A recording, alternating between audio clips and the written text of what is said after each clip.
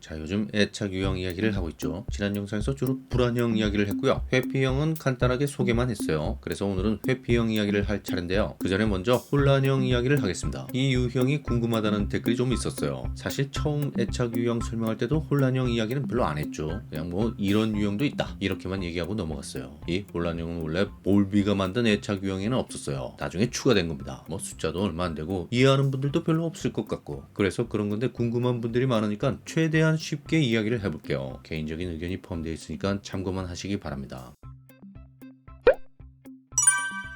댓글에 보니까 본인이 혼란형이라고 하는 분들이 있던데, 글쎄요, 만약 정식 검사가 아니라 인터넷에서 할 수 있는 약식 검사로 나온 결과라면 아닐 가능성이 크다고 봅니다. 오해하시면 안 되는 게요, 그 검사에서 물어보는 질문이 한반 친구나 회사 동료 또는 거래처 사람 뭐 이런 사람들과의 관계에 대한 게 아니에요. 그런 일반적인 관계가 아니라 특별한 관계, 나와 아주 가까운 사람, 말하자면 배우자나 이성 친구를 말하는 겁니다. 만약 모쏠이라면 절친이나 베프를 떠올리면 되고요. 그래도 없으면 엄마 아빠를 떠올리면 돼요. 그런 사람과의 관계를 생각하면서 검사하는 거랑 그냥 오며 가며 알게 된 사람과의 관계를 생각하며 검사하는 건 결과가 아주 다르게 나옵니다. 당연히 그렇겠죠. 자, 근데 왜 아닐 거라고 한 거냐면요, 만약 진짜 혼란형이라면 문제가 좀 심각하거든요. 이전에 안정형이 건강한 거고 불안형, 회피형은 상대적으로 불건강한 거라고 했죠. 하지만 불안형이나 회피형이라고 해도 대체로 그게 문제될 건 없다고 했는데, 이 혼란형은요, 그 자체가 심각한 겁니다. 좀 병적인 거라고 할 수 있어요. 혼란형은 불안형과 회피형의 특성이 뒤섞여서 나타나는데 예컨대 이런 겁니다. 불안형은 누군가에게 흥미를 느끼면 적극적으로 대시한다고 했죠. 혼란형도 그럴 수 있어요. 관계에 있어서 적극적이고 상대의 관심과 반응에 매우 민감합니다. 그게 부족하면 초조함과 답답함을 느끼기도 하고 이런 마음을 솔직하게 고백하기도 해요. 이렇게 하다 보면 결국 친해지는 사람이 있겠죠. 이 친해진 사람은요, 걸려든 거예요. 무슨 얘기냐면 이 사람도 이제 친해졌다고 생각하니까 마음의 문을 활짝 열고 자기 속을 다 보여주고 정말 가까운 사이에서 할 수 있는 말이나 행동을 하는 거죠. 자, 이 시점이 되면 이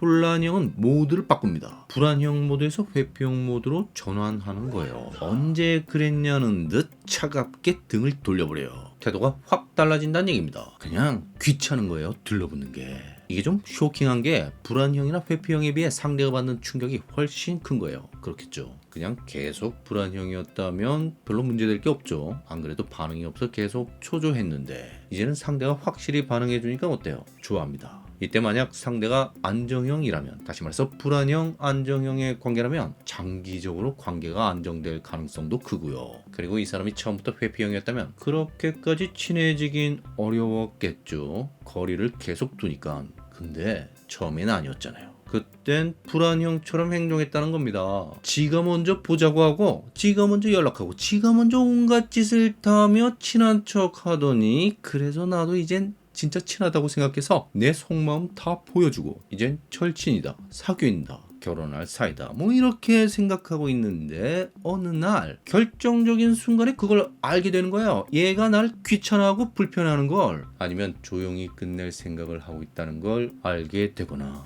이 결정적인 순간이란 예를 들면 그런 거죠. 나랑 제일 친하다고 생각했는데 여러 사람 보는 앞에서 나를 투명인간 취급한다든가, 심지어 내가 아주 싫어하는 놈과 낄낄대면서 나를 개무시한다든가, 이런 겁니다. 친해지기 전엔 그렇게 들이대던 놈이 친해졌다 싶으니까 그런다는 거예요. 자, 이런 걸 한번 당해보면요, 살짝 정신이 마탱이가 갑니다. 그냥 섭섭하고 성질나고 이런 차원이 아니에요. 혼란형 본인보다 그 사람과 가장 가깝다고 생각했던 주변 사람들이 먼저 병원 가고 약 먹게 되는 이유가 이런 거예요. 이때 주변 사람이 웬만큼 단단한 안정형 애착이 아니라면 불안정형 애착으로 바뀔 가능성이 커요. 정신적으로 충격을 받거나 상처를 받게 됩니다. 일종의 배신감 같은 거죠. 가장 가까운 사람, 가장 친한 사람, 가장 믿는 사람으로부터 배신을 당하면 현실적 경제적인 피해 이전에 정신적으로 무너지는 겁니다. 그래서 만약 본인 또는 주변 사람이 진짜 혼란형이라고 생각되면 전문가의 도움을 받는 걸 권해드립니다. 대부분의 경우는 혼란형이 아니라고 나올 거예요. 이상한 사람이 그렇게 많지는 않거든요. 그리고 진짜 혼란형이라면 그냥 대충 친구가 하는 조언이나 유튜브에서 얻는 정보 정도로는 바뀌기 어려워요. 왜냐면 혼란형의 이런 행동이 어떤 의도나 계략 같은 게 관계에 있어서 그러는 게 아니기 때문입니다. 자기도 모르게 그렇게 되는 거예요. 그냥 처음엔 상대한테 진짜 관심이 있어서 그렇게 열심히 들이댄 거고요. 나중엔 상대한테 관심이 급격히 식어서 귀찮아진 겁니다. 일부러 그러는 게 아니에요. 본인도 잘 모릅니다. 본인이 왜 그러는지. 자, 여기서 불안형 모드에서 회피형 모드로 전환되는 결정적인 계기가 뭐냐면요. 상대가 진심으로 자기를 좋아하는 거예요. 다시 말해서 상대가 나를 좋아할지 안 좋아할지 잘 모를 때는 불안형으로 작동하고요. 그래서 들이대는 거죠. 근데 상대가 확실히 나를 좋아하게 되면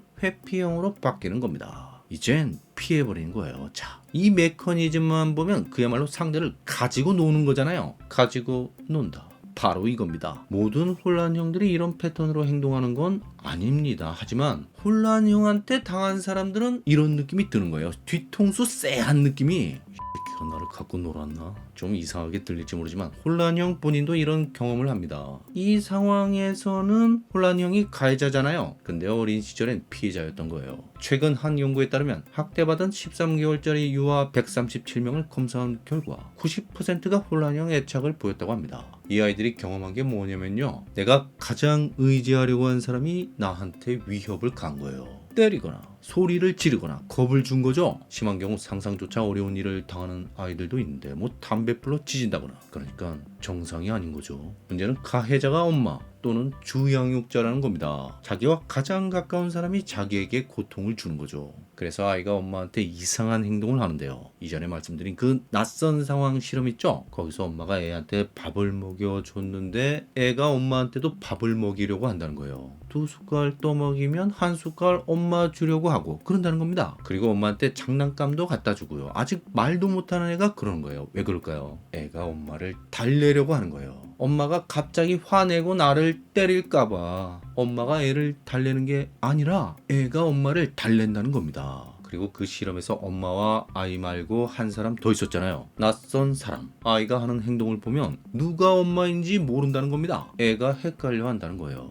왜냐면 아이가 엄마한테 달려가는 이유가 안전하기 때문이잖아요. 애착이라는 게 일종의 생존 본능이라고 했죠. 강아지가 모견 뒤에 숨는 거. 오리 새끼들이 엄마 오리 뒤를 졸졸 따라다니는 이유가 뭐예요? 엄마가 천적의 위험으로부터 보호해주는 존재라서 그런 거잖아요. 근데 이 혼란형 아이에게 엄마는 엄마인데 천적이고 엄마인데 위험인 거예요. 그러니까 내가 어떻게 해야 할지 모릅니다. 엄마랑 낯선 사람 있으면 이리 갔다 저리 갔다 해요. 누가 자신을 보호해 줄 수 있는 사람인지 헷갈리는 거죠. 낯선 사람도 무섭고 엄마도 무서운 겁니다. 이 아이가 성장해서 누군가와 친해지면 어떻게 되냐면요. 관계를 철저히 자신이 주도하려고 한다는 거예요. 왜? 아까 애가 엄마를 달랜다고 했잖아요. 엄마한테 밥도 주고 장난감도 주고 하면서 그게 관계의 주도권을 자기가 잡으려는 행동이라는 겁니다. 그렇게 안 하면 무슨 일이 벌어질지 모르니까 아이 입장에서는 무시무시한 일이 벌어진다는 거예요. 이 무의식적 공포감 때문에 한번 주도권을 잡게 되면 절대 놓지 않으려고 하는 거죠. 사실 누군가와 가까워지는 건요. 따지고 보면 좀 무서운 일이에요. 그렇죠. 가까워지면 볼 거 못 볼 거 다 보게 되잖아요. 나의 치명적인 약점이나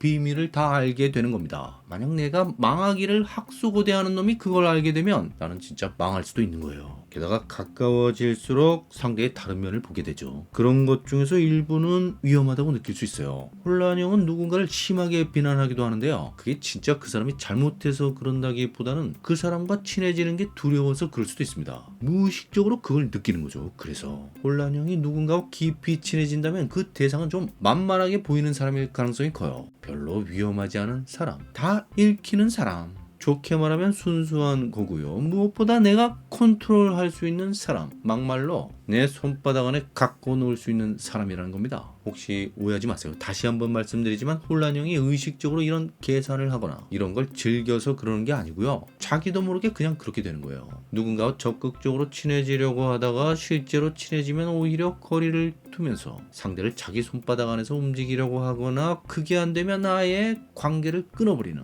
이런 이상한 행동을 하게 되는 겁니다. 상대를 갖고 노는 행동의 이면에는 혹시나 관계의 주도권을 빼앗기지 않을까를 지나치게 경계하고 두려워하는 마음이 깔려 있는 거예요. 하지만 대부분의 혼란형은 그걸 인정하지 않죠. 만약 자기가 그러고 있다는 걸 안다면 그렇게까지 심각한 상태는 아니라고 할 수 있습니다. 자, 진짜 혼란형과 친해지려면 이런 걸 각오해야 한다는 거예요. 다행인 건 혼란형의 숫자가 그렇게 많지는 않아요. 전체의 5% 정도밖에 안 되고요. 1%라는 얘기도 있습니다. 그리고 아까 학대받은 아이의 90%가 혼란형 애착을 보였다고 했잖아요. 이 비율이 아동 부모 심리 치료를 받은 후 32%로 감소했다고 합니다. 어렸을 때 치료하면 바뀔 수 있다는 거죠. 성인이 되어서 바꾸기는 상대적으로 어렵다고 보는데요. 혹시라도 본인이 진짜 혼란형이거나 혼란형과 가까운 사람이라면 혼자 힘으로 해결하려고 하지 마시고요. 심리 상담가나 정신과 전문의의 도움을 받는 걸 권해드립니다. 본인과 주변 사람의 확실한 의지가 있다면 좋아질 수 있다고 봐요. 그런 댓글을 본 기억이 나는데요. 내가 부모를 선택한 것도 아닌데 왜 어린 시절 경험에 의해 내가 그런 사람이 되어야 하나. 그래서 운명이라는 말이 나온 것 같다. 맞아요. 운명입니다. 근데 그 운명이란 게요, 사실 알고 보면 누군가의 선택인 경우가 많아요. 부모의 어떤 선택은 자식에게 운명이 됩니다. 근데 그래서 부모한테 왜 그렇게 했냐고 따져 물으면 부모 입장에서는 어쩔 수 없는 사정이 있었던 경우가 많습니다. 그 부모라는 사람이요, 처음부터 부모가 아니었어요. 그 사람도 꼬마였을 때가 있었고요, 아기였을 때가 있었습니다. 무슨 얘기를 하고 싶은 거냐면 부모님도 나랑 똑같다는 거예요.